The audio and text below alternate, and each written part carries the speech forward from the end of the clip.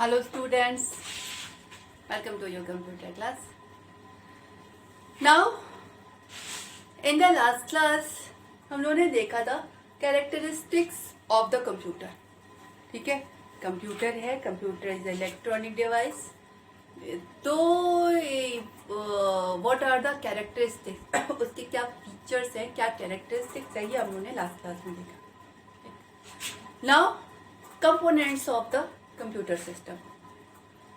ठीक है, कंपोनेंट्स का मतलब होता है कंप्यूटर जो काम कर रहा है उस काम को करने में उसके कौन कौन से पार्ट्स इन्वॉल्व होते हैं. अब इससे पहले कंप्यूटर क्या करता है और कैसे करता है. Computer is a electronic device which take the data, process it and gives you the output. एक इलेक्ट्रॉनिक डिवाइस है जो डेटा लेता है, डेटा की प्रोसेसिंग करता है और आपको रिजल्ट देता है.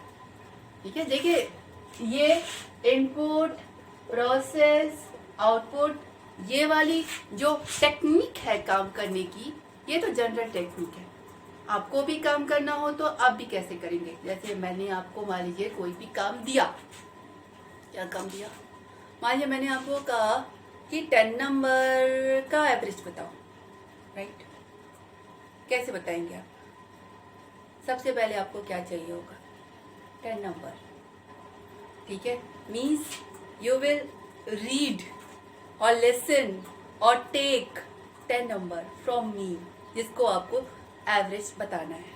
ठीक, अब मैंने आपको देना शुरू किया, नंबर 1, नंबर 2, नंबर 3. अब आप क्या करेंगे, अब आप उस नंबर को कहीं लिखेंगे. स्टोरिंग नहीं लिखेंगे तो भूल नहीं जाएंगे. ठीक है, मान लीजिए आप अपने दिमाग में ही रख रहे हैं, रैम. ठीक है, तो still you will store the number at any place, तभी आप उस पर प्रोसेसिंग कर पाएंगे. ठीक, उसके बाद आपके पास ऑल 10 नंबर आ गए.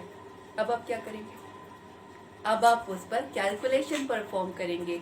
आपको अगर समेशन एवरेज निकालना है तो पहले उन सारे 10 नंबर का सम अप करेंगे, उसके बाद 10 से डिवाइड करेंगे, आपके पास एवरेज आ गया. उसके बाद क्या करेंगे, उसके बाद आप मुझे बताएंगे. ठीक, अब देखते हैं कंप्यूटर उस काम को कैसे करता है और इस काम को करने में उसके कौन कौन से आर्ग्यूमेंट्स इन्वॉल्व होते हैं. ठीक है, सबसे पहले काम 10 नंबर का, मान लीजिए 10 नंबर का एवरेज ही कंप्यूटर ने निकालना है. ठीक है, सबसे पहले आपने क्या किया था, वो 10 नंबर रिसीव किए थे. ठीक, कंप्यूटर भी 10 नंबर रिसीव करेगा through input unit.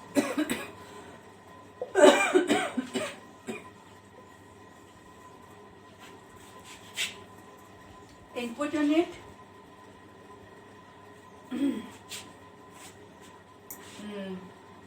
Processing, output unit. ठीक है, सबसे पहले कंप्यूटर को वो 10 नंबर चाहिए जिसका 10 नंबर निकालने, एवरेज निकालने के लिए आपने कहा है. सबसे पहले वो 10 नंबर आपसे रिसीव करेगा. अब आपने कैसे रिसीव किया था, मैंने बोला था तो आपने लिया था. ठीक है, कंप्यूटर कैसे रिसीव करेगा, computer is electronic device through input devices. Input devices either the keyboard और द माउस और the scanners, lots of input devices are available, जिसके थ्रू आप कंप्यूटर को डेटा सप्लाई करते हैं ताकि वो उस डेटा पर काम कर सके. राइट, इसके बाद अब आइए इनर. आपने उसके बाद क्या किया था, डेटा मैंने आपको दिया था, आपने उसे कहीं स्टोर किया था, या तो कॉपी में लिखा था या माइंड में स्टोर किया था, लेकिन स्टोर किया था. ठीक है, अब कंप्यूटर भी उस डेटा को स्टोर करेगा कहाँ, इस सीपीयू कह सकते हैं इसको. सीपीयू के अंदर आपकी होती है RAM, not the RAM is not part of the CPU. RAM, ठीक है, CU ALU एंड रजिस्टर।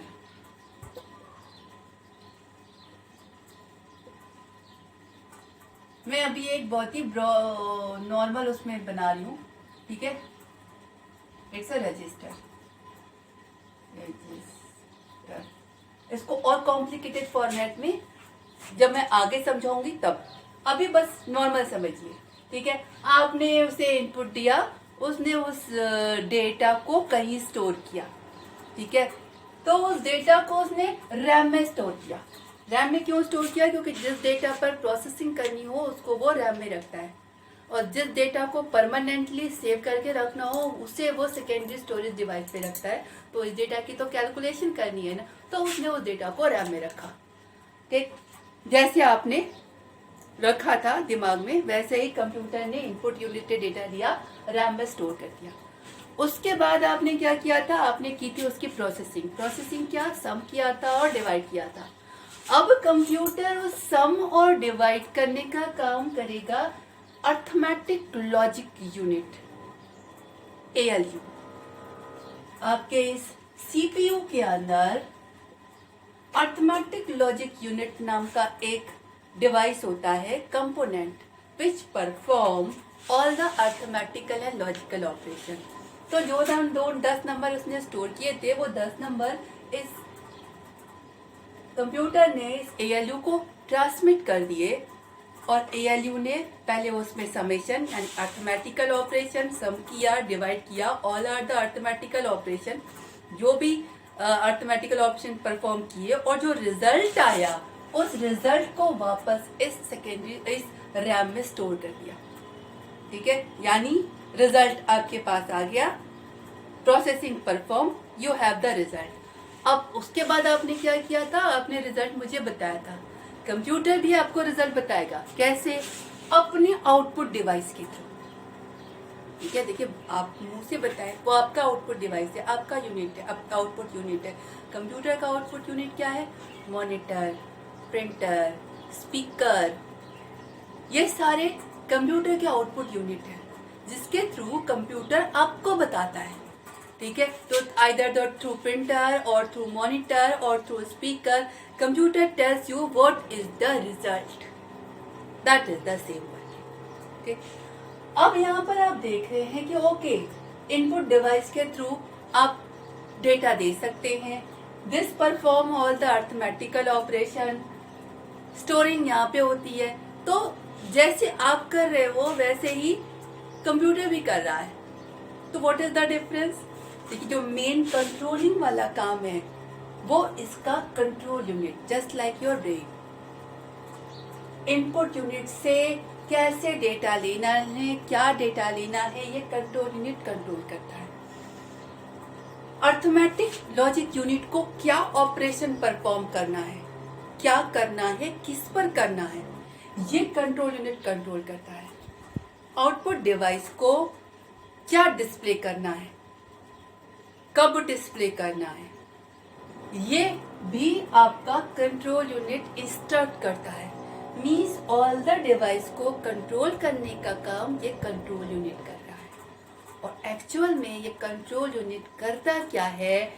जो भी प्रोग्राम आप इसे रन कराने के लिए देते हैं, ये उसी प्रोग्राम के अकॉर्डिंग वर्क करता है। आपने प्रोग्राम में लिखा है रीड करना, तो ये रीड करेगा। आपने लिखा है सम करना, तो ये सम करेगा। आपने लिखा है एवरेज निकालना, तो ये एवरेज निकालेगा। सम कराना है, ओके, काम तो ये करेगा, लेकिन इंस्ट्रक्ट ये करेगा, इंस्ट्रक्शन ये वही देगा जो करने का काम आपने प्रोग्राम में लिखा। मीन्स अपनी मर्जी से ये कोई काम नहीं करता।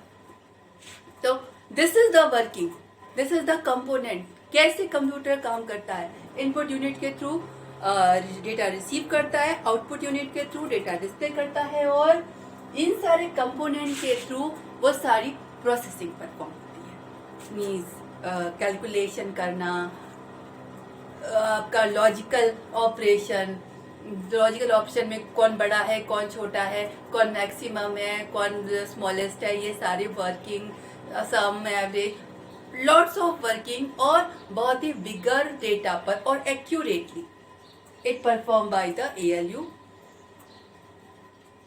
रजिस्टर, रजिस्टर क्या होता है कि जिस डेटा पर वर्किंग पर, मतलब आपने सारे डेटा रैम में स्टोर कर दिए, 10 नंबर है, 10 नंबर आपने रैम में स्टोर कर दिए।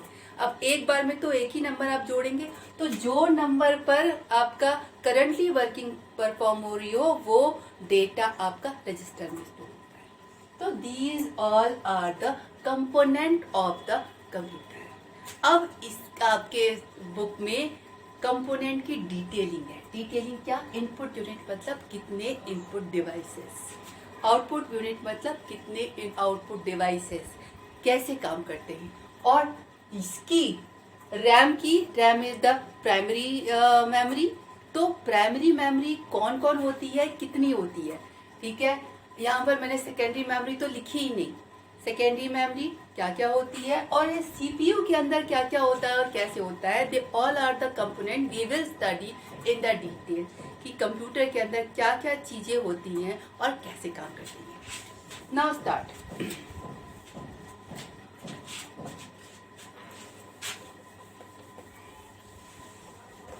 देखिए ब्रीफली कंप्यूटर के अंदर जो मेजर कंपोनेंट है दैट इज द 5 कंपोनेंट। पहला है आपका सीपीयू, सेंट्रल प्रोसेसिंग यूनिट। मैंने अभी आपको दिखाया था सीपीयू के अंदर आपका मेन सीयू, एएलयू और रजिस्टर, ये 3 चीजें मेन होती हैं, ठीक है। उसके बाद internal storage unit, internal storage unit,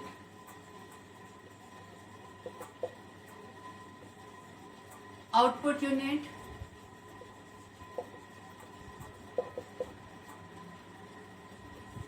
input unit और ऑक्सिलरी ऑब्लिक सेकेंडरी मेमोरी।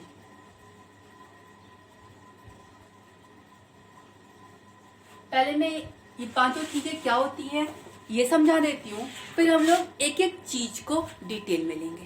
पहला CPU, central processing unit. Central processing unit means the main computer, main processing जहां हो रही है, that is the central processing unit. इसके अंदर आपका control unit, आपका अर्थमेटिक लॉजिक यूनिट और आपका register. The main processing area is called the CPU. Internal storage unit, internal storage unit क्या होता है, इसको आप प्राइमरी मेमोरी भी बोलते हैं।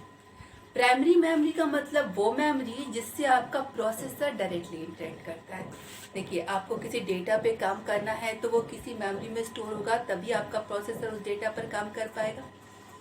अर्थमेटिक लॉजिकल यूनिट सारे अर्थमेटिकल लॉजिकल ऑपरेशन परफॉर्म करता है, पर जिस पर ऑपरेशन परफॉर्म करना है, जिस डेटा पर काम करना है, जिस नंबर को जोड़ना है, वो नंबर आपका प्राइमरी मेमोरी में होगा, तभी उस पर काम हो पाएगा।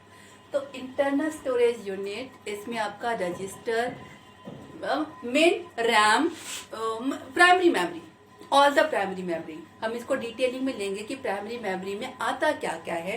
पर प्राइमरी मेमोरी का मतलब ये दिमाग में रखिए कि जब किसी डेटा को प्रोसेसर से इंटरेक्ट करना, मतलब प्रोसेसर को किसी डेटा पर काम करना है, तो वो डेटा हर हाल में प्राइमरी मेमोरी में होना चाहिए, ठीक है। Output unit, output unit means output devices, जिसके थ्रू आपका प्रोसेसर आपका कंप्यूटर यूजर को डेटा प्रोवाइड करता है, रिजल्ट प्रोवाइड करता है, that is the output unit, ठीक है। इनपुट यूनिट, जिसके थ्रू आप कंप्यूटर को डेटा प्रोवाइड करते हैं, that is the input devices. Auxiliary और सेकेंडरी मेमोरी, सेकेंडरी मेमोरी क्या होती है कि जब आपको कोई डेटा परमानेंटली स्टोर करना है, परमानेंटली स्टोर मीन्स आपको बाद में वो डेटा फिर से चाहिए, ठीक है। आपके प्राइमरी मेमोरी में डेटा आप स्टोर करके परमानेंट स्टोर करके नहीं रख सकते।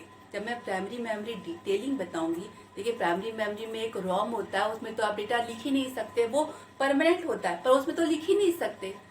लेकिन और जिसमें लिख सकते हैं उसमें परमानेंट स्टोर नहीं कर सकते।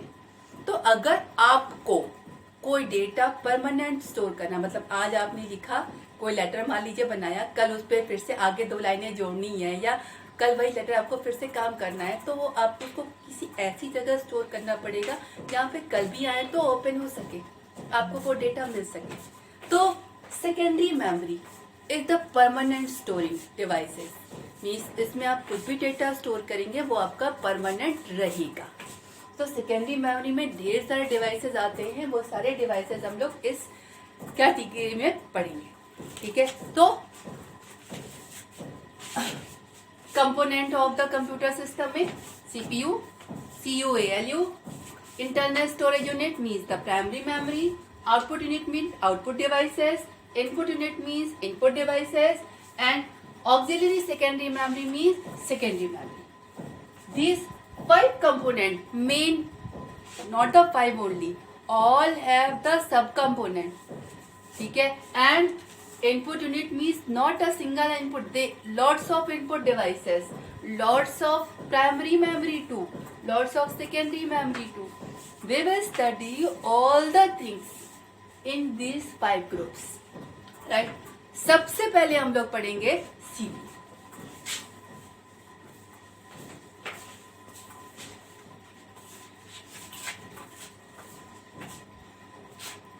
टाइम है,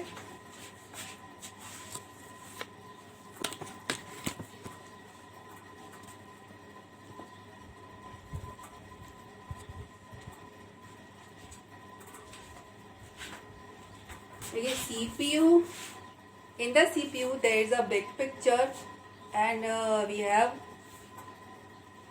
short time, मैं शॉर्ट में बता देती हूँ, और इसका जो फिगर है वो हम लोग नेक्स्ट क्लास में लेंगे, ठीक है। सीपीयू में मेन आपका आता है, that is the CPU. Okay, मैं बना ही देती हूँ। Port, input unit, output device,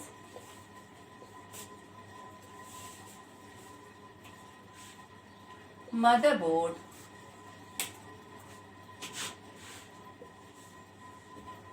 can say this is microprocessor chip, processor chip, ROM, बस, RAM and secondary storage device, SCCONDARY, secondary storage device, ठीक है। अब देखिए, this is the main computer. Input unit से डेटा आपका input computer में किसी port में कनेक्ट होगा, ठीक है। तो पोर्ट से आपका इनपुट यूनिट कनेक्ट है, पोर्ट से ही आपका आउटपुट यूनिट कनेक्ट है। पोर्ट क्या, कंप्यूटर में जो ऐसे होता है बॉक्स, उसको पीछे से तार लगाने के लिए ढेर सारे पोर्ट बने होते हैं। तो आपका इनपुट डिवाइस भी उसमें से आके किसी एक पोर्ट पे अटैच होता है, आउटपुट डिवाइस भी किसी पोर्ट से ही अटैच होता है, और हर पोर्ट का यूनिक नंबर होता है जिससे डिफाइन होता है कि जो डेटा आ रहा है वो कीबोर्ड से आ रहा है कि माउस से आ रहा है कि कहाँ से आ रहा है। पोर्ट नंबर ये है तो यहाँ से आ रहा है, ठीक है। इसके बाद